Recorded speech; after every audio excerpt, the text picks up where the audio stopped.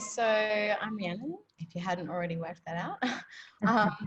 I teach at Marist College in Ashgrove, which is an all-boys college. We have day boys and it's also a boarding school. We're a 5 to 12 college. And at the moment, like I said previously, I used to teach grades 5 to about grade 9. But at the moment, with a bit of shifting in staffing and stuff, I'm currently teaching years 7 to 12. So what I'm going to what I'm going to show you today is a program called, a website called Hook Theory. Our program at Marist is very kind of contemporary based, and we have a lot of a range of styles and levels and interests in the boys. But mainly our program focuses on a lot of contemporary music and it's like songwriting and electronic music, which means we do have quite a big program because a lot of boys that's what they listen to. Well, a lot of kids. I'm going to say boys a lot because I'm very used to just saying boys because I just have boys, but so it applies to everyone. But yeah, so it's a lot of what they listen to anyway. So if they have an opportunity to play that and write in that style, then they really like that. So we find we do have a big program here because of it. So I'll just share my screen. So this is the website. So you can just find it by searching, like if you go to Google, if you just type in Hook Theory, and it's this first link that comes up here. So basically we were using this program, this website a lot anyway, because it was a really good tool for the boys when they were trying to look up like tabs for a song that they were learning, or chord progressions that they needed to know for their song. So it's got kind of a few different functions. So I'm going to run you through a couple of different things. So I thought I'd just start by going through the website generally. And obviously all of this is free that I'm showing you on the website because anyone can access this. So basically this is the home page. What we were using it for when they were doing their practical components, when they usually tend to play in a band typically, especially in the early, like kind of years 7 to 10 kind of modules, before they start to kind of maybe break up and do some more solo stuff. So they would go into tabs over here up the top. And there's a couple of different, I just got a little notification saying my internet connection's unstable. So if I drop out or you can't hear anything, or just let me know. So by clicking on tabs, there's a few different kind of ways to kind of navigate this area of the website. So as you can see, a little tab of the day comes up and they can look through that. But these little tabs at the top are where they can search. So they can go top songs. And this will just be kind of popular songs that kind of everyone wants to learn, I guess. So there's heaps there. You just kind of can scroll through. So here's a banger. Let's look at Let It Be. So the thing about this website is it's presented in a way that is kind of different to normal, well, not normal, traditional kind of Western notation. It's more, I guess, kind of graphic notation, if you want to put a label on it. So it's presented in a way that's got chords underneath and then a melody over the top. So I'll just play this so you can hear. Let me know if you can't hear it, but it hasn't started yet.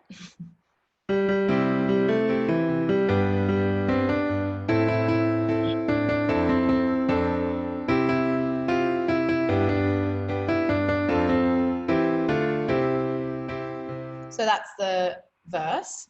So as you can hear, it's playing the chords underneath. You can click on the chord, it will play them for you. So if they're looking for a chord progression to learn for their practice, this is what we found really useful for that.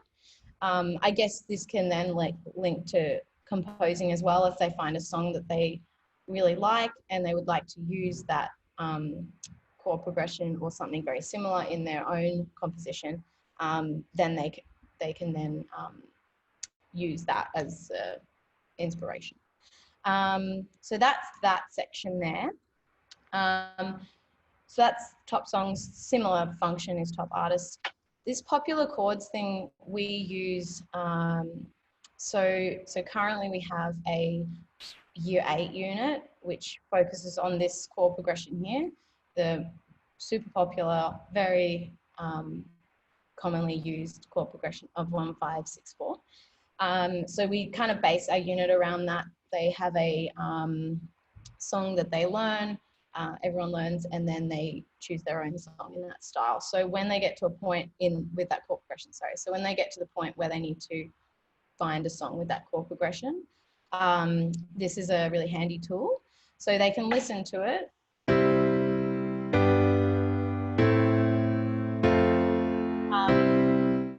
This little piano function on the right, if you click on it, it shows you how to play the chord,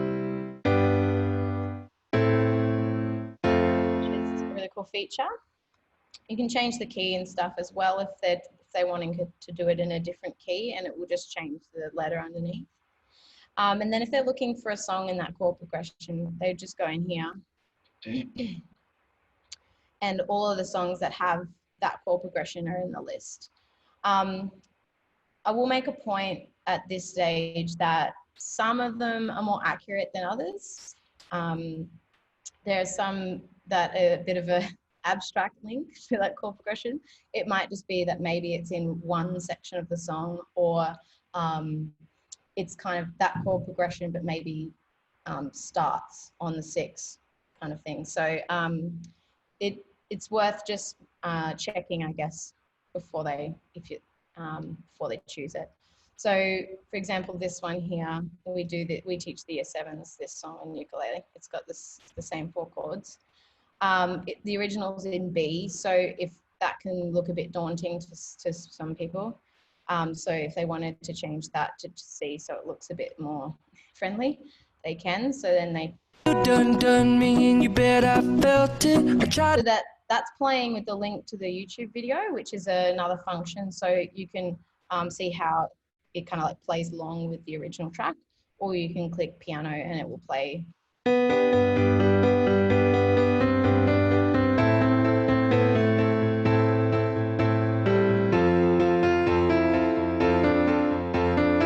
like that. So that's kind of the section of the website that is based on, like, I guess, finding chord progressions. Let me just see, sorry. Do you play along with your class? I actually haven't tried it yet. Question was, do you play along with your class on the guitars or ukuleles as a reading tool? I haven't tried it yet, but you could definitely do that. I think that would be pretty cool. I usually just teach it with the chord diagram and like orally. So but you could definitely use it for that as well. Let me just go into, before I move on to like a different section of the website, is there any other questions to do with like how it's displayed or how to find things, or are we all good? Okay. I'm just trying to look. I think it's, in terms of the rhythm, it's just each little kind of section is that. Yeah, how does that work? Sorry, I think I lost the last part of your question there, but are you asking about what these like little sections represent? Like, they're bars, but yeah, within the bars each is a beat, and then you've got within each. So each little section, I guess, so the short, obviously, it's just kind of trying to represent, sorry, Stephanie, trying to represent the notation in a way like that it's length-based visually. So these little kind of white lines, I guess, within the bars, obviously your 4 beats, and then the little rainbow notes is your melodic rhythm on top, basically. The grey ones are just rests, so they don't play any melody. In the next, it might become a little bit clearer when I show you how you can make something like this in the next section. So we were using that website mainly for that kind of thing.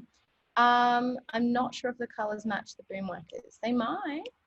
I honestly haven't used boom whackers personally, so I'm not entirely sure whether those. I think C is red. I've seen them, but I mean, it'd be worth checking because that would be cool. If you had boom whackers, you could always set up, if it's like a practical thing, you could set up kids with a particular color and they could follow the melody and play the color. I'm not sure, I don't use boom whackers, but that might be a kind of a cool application of it. So this company, Hook Theory, have a software package called HookPad. So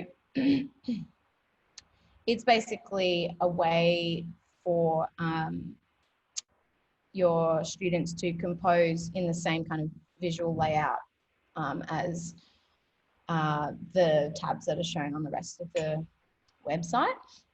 So the reason why I found this really positive for our kids is because a lot of the kids that we have here they're not super strong like reading notation, like traditional Western notation. So this is helpful for them because I guess it just presents it in a different way. So it's not very like overwhelming if they don't understand how to read the notes. They can still kind of get something and make sense of it. So we find that really good, that it's kind of presented in a different way. So HookPad, we were using the free version for a couple of years, and it functions perfectly fine in the free version. The only thing that that is better with the paid version is the exporting function. So when you're on the free version, you just can't export it. So it's kind of stuck on the online app, which is fine in a sense that like I used to get, so we have a songwriting unit where the boys have to write their own song, which obviously entails writing a chord progression and writing a melody to match as part of that. So we would use this tool, HookPad, to get them kind of exploring some chord progressions and exploring what different combinations sound like, and hopefully finding something for their own song. So they would used to just, once they had their chord progression, use that little piano tool that I showed you before to then learn the chords and then play it into their composition. So for example, I would click on here and turn on the piano. They would just look at the chord, how to play it, and then they'd go into the program they're usually using, which would be like GarageBand or Logic, and they would then play that chord in and record it in. Because we didn't have the access to that exporting function, which worked, that was still fine. But this year we got the paid kind of education package, which was $350 for the year, which is about like 500 to 550 Australian, and that comes with 300 like student licenses, I guess, that 300 students that can use that license. So I'll just make a new tab quickly. They go to the home page, and they scroll down the bottom and they just say student join course, and they click on that. And as the kind of host, I guess, of the education account, you just give them the the course code, and they punch that in and they put their name in, and then they just join it. And then you have, then you're able to, I haven't actually done this specific thing yet, but then you can kind of set up little tasks or assessments in there, and you can see their work and stuff like that. So that's a handy little function. But I mainly got it so we could try this exporting function, because we do use GarageBand or Logic a lot for their composing. So this function was going to be really handy for us. So we just wanted to give that a go. You can also do these others, and I'll talk about that later.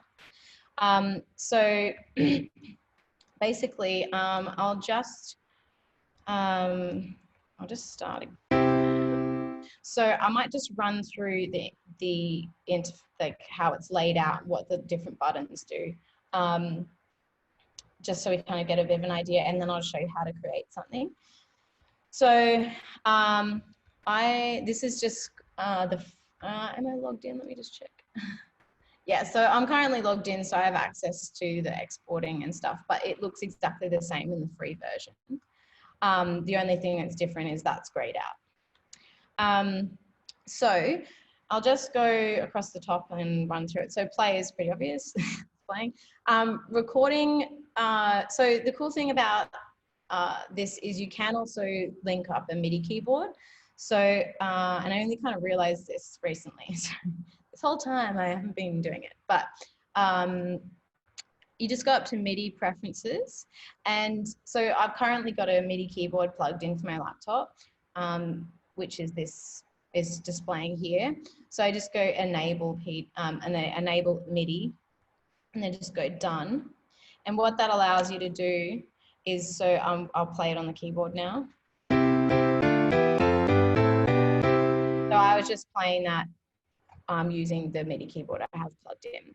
Just get rid of that. So record allows you to do that in real time, I guess. You can also just click on it as well if you don't have a MIDI keyboard. So you'll notice that, so I'm just playing one note, like I'm just playing C, D, E, and it's playing the chord. So I'm not playing the chord shape, I'm just playing the tonic, the bass note. So you can record that in. So what would be helpful for me would be to put the click on. I couldn't hear the, okay.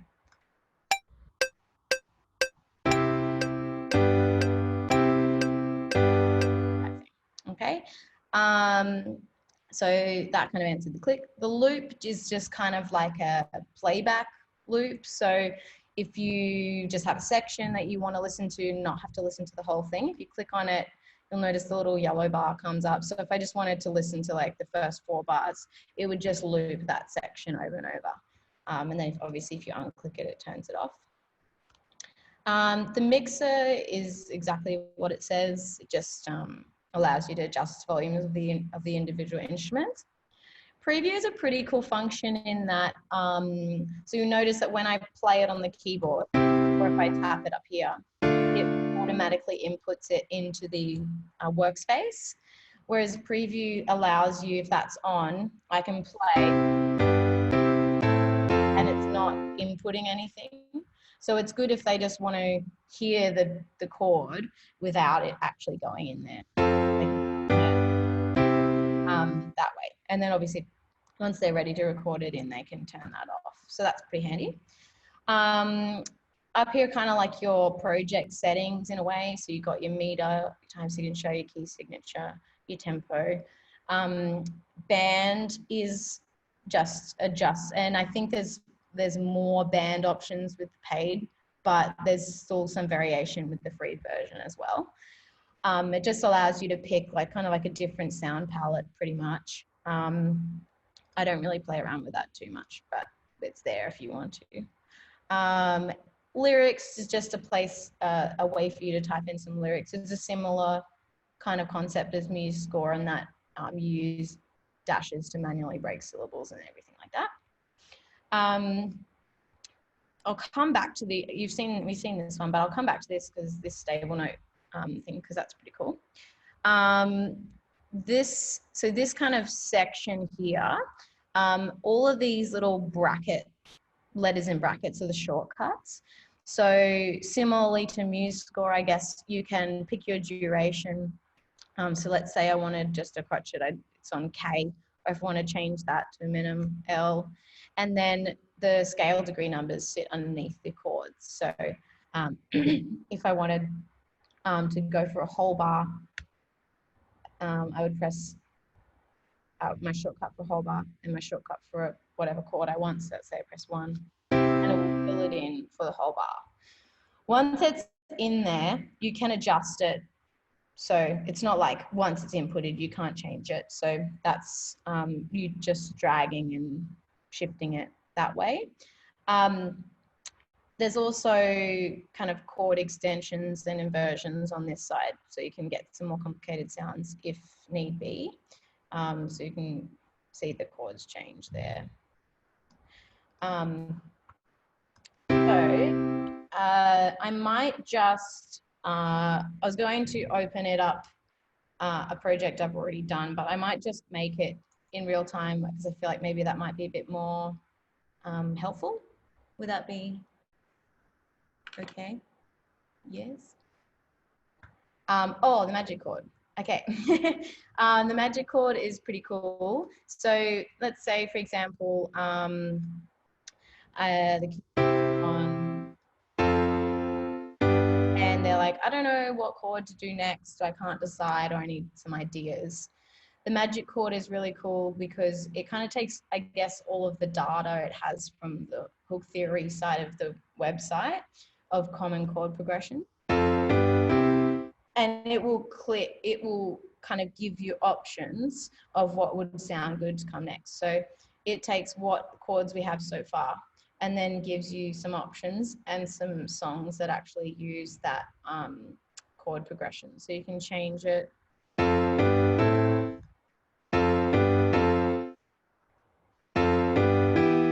And then I'm not actually sure what this does. I haven't done that before.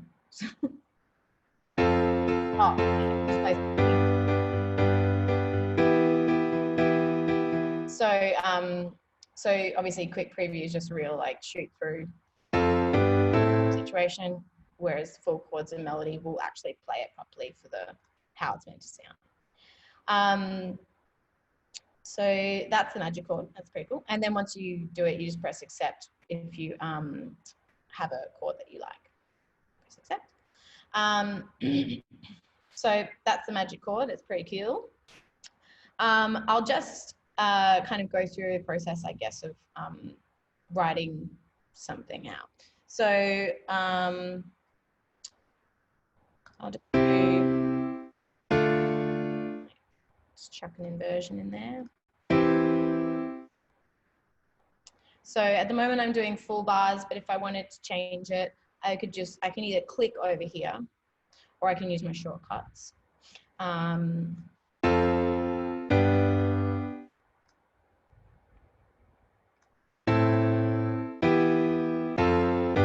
Let's just do that for now. So if you want to hear it, you can click it at any point and press play. So it's kind of like a cursor, I guess. Just going to click on where you want it to play from. So we'll just go from the start so you can hear that.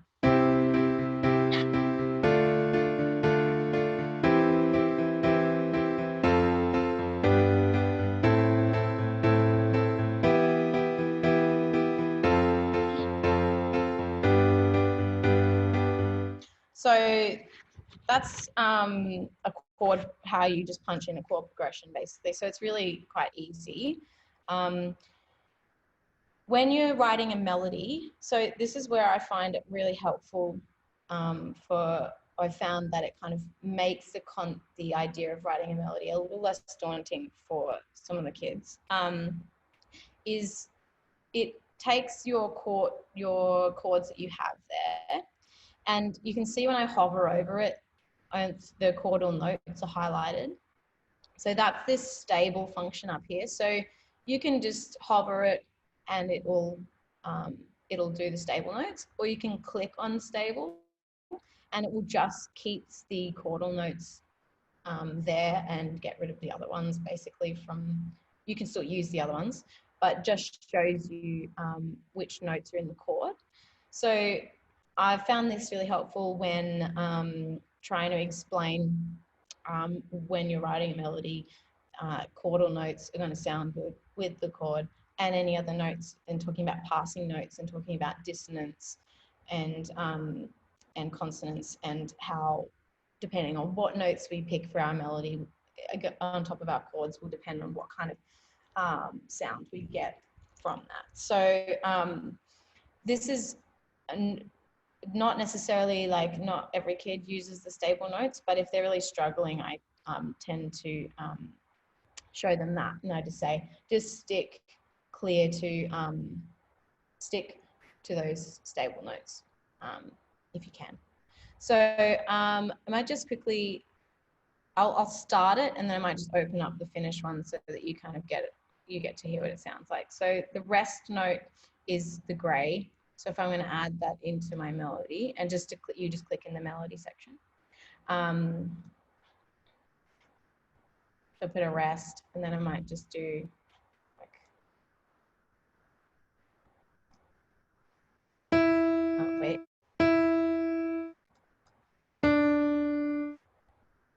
So you just, I gotta click off that. There we go. And I just want to mention, like, while I'm like punching these things out here,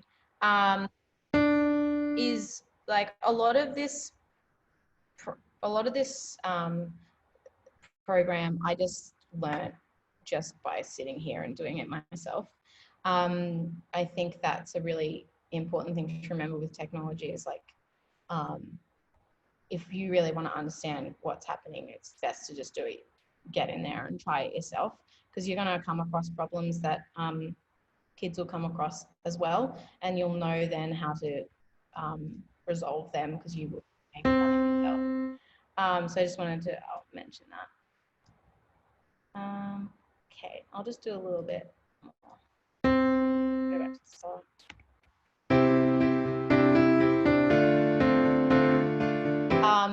I'll play you the finished one, so because otherwise I don't want to waste too much time punching stuff in there. So you can save stuff on your account. I used to get, when I had the free version, I would just use my teacher's account and I would just give my username and password to the kids, and they would just log in and save it with their names, so I could go in and have a look at what they'd done. With the education package, it just works in a way that they have the course code, so it's a similar concept. But if you're just using the free version, I found that was pretty helpful, because I could just log in and click on the kids and see what they'd done. So you can just open it. So I would usually see all the kids' ones there. This is a new account, so I'll just play you what it sounds like to finish.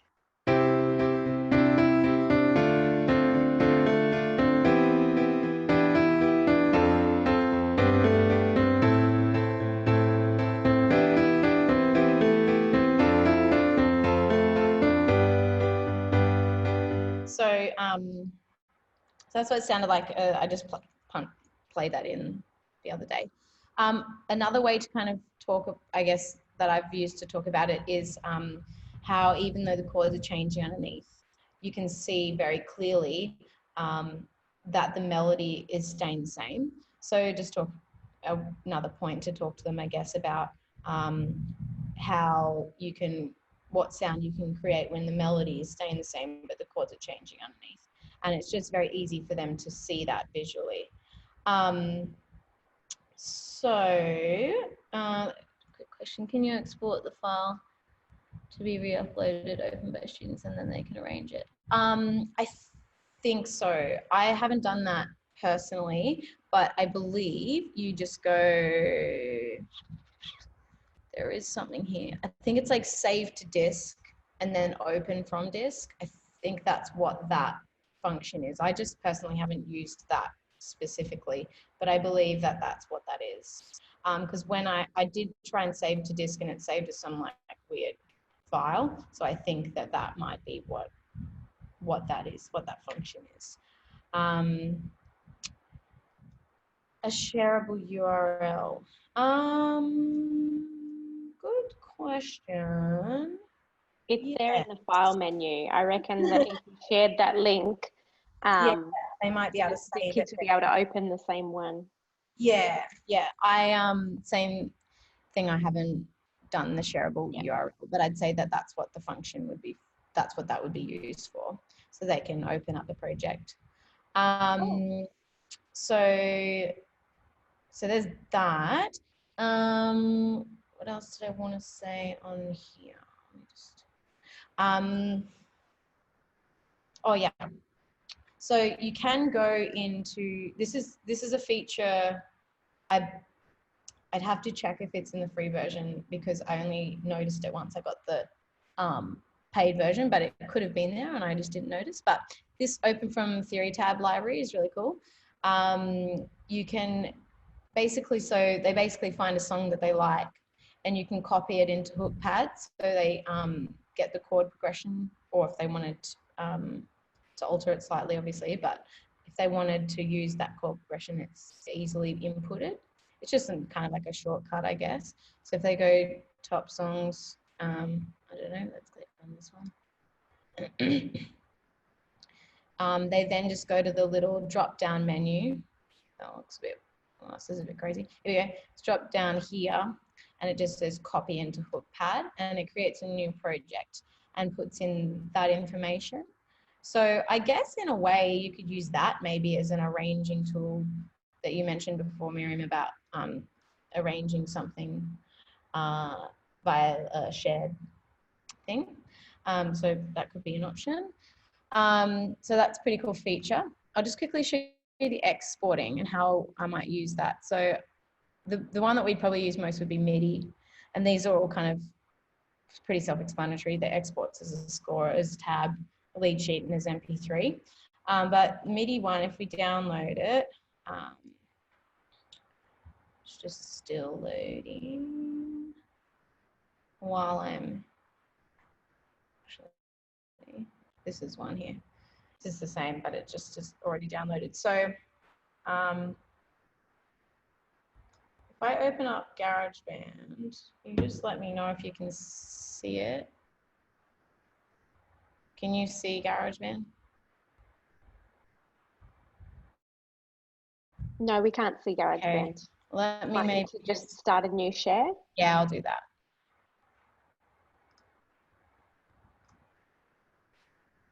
Okay, so I basically just opened the downloaded MIDI from HookPad and I just clicked open in GarageBand and it kind of selects the instrument based on what you had in HookPad, but you can go through and edit them. So let's say like I want the melody on like vibraphone or something. I might just put this on the piano. I'll just check.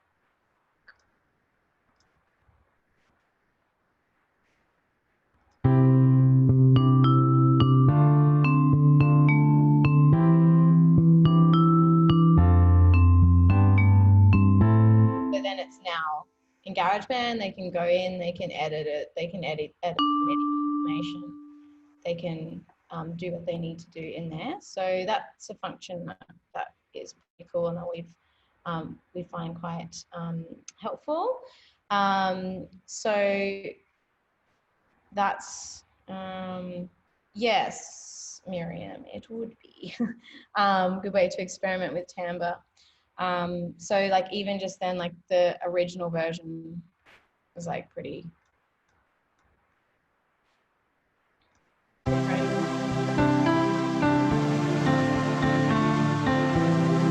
Like obviously the same song, but like totally different sound. So it's a pretty cool way to do it. I might just quickly hop out of that and get back onto HookPad. Screen. So are there any questions about this interface while I'm here before I move on to the next thing, the last thing? See? Otherwise, if this all kind of makes sense, then I can move to the next thing. Speak now or forever hold your peace. Okay, I'm going to move on. So the other thing that you get with the paid version of with the education package is this. It's like an online theory workbook, which is pretty cool. We haven't, I haven't actually used it yet, but it looks quite good. So in my account, I just go to read Hook Theory, and it's kind of presented in a similar way to the rest of the website and HookPad in that it looks the same. I'll just go back to the start. So I guess it just tries to explain it in a way that is simple enough for them to understand, no matter what their previous understanding is of the topic. So there's little videos and there's some examples of songs they might know, and there's lots of different so there's like building blocks, harmony, melody, more complex harmony inversions. I believe there's also a second, like a Hook Theory 2. I think there's a second book as well. And there's like little check for understanding things after each one so they can answer the question. And it says show the answer so they can check that they understand what they've read. I am yet to try it, but I believe that you can set little tasks on this too, I think. But I'm yet to just have a play around with that. So that's the last kind of element of the paid one. So pretty much that's everything I wanted to talk about. So there's Hook Theory as the website generally, and then there was HookPad, which is their software, which you can use for free perfectly fine, or you can get the paid version. And with that paid education package, you also get this theory workbook. And the ability to set up little assessment tasks and everything. That's basically it. I guess like the main thing I just want to say in this topic of technology and music is just really the main thing I've learned is if you say, Rachel said right at the beginning, if you've got a kid that comes in and goes, I've got this program and you've literally never seen it before, if you can somehow get your hands on it to have a play around, that's going to be the best way that you can help that child. Because I find that if I can get in there and have a play around and create some things, then I'm coming across these problems that maybe they will be coming across as well. So I've already tried to fix them and maybe have already fixed them. So it helps you help them pretty much. So it's not, and if it's technology, it's like always something's gonna stuff up. Something is gonna break or not work. But if you've had a go at it yourself, then you've got more knowledge and experience in fixing the problem, I guess. Yeah, so I guess it's just the stuff that is shown is probably a little bit more applicable to kind of crack groups, rock groups, chord progressions, writing melodies for chord progressions. So it depends on what you use in what kind of program you have at your school, whether that will work. But even if it's just a matter of learning to write a melody in a different way, it just gives them something like a different visual to have a look at. So I have found it really helpful, and I hope you do too.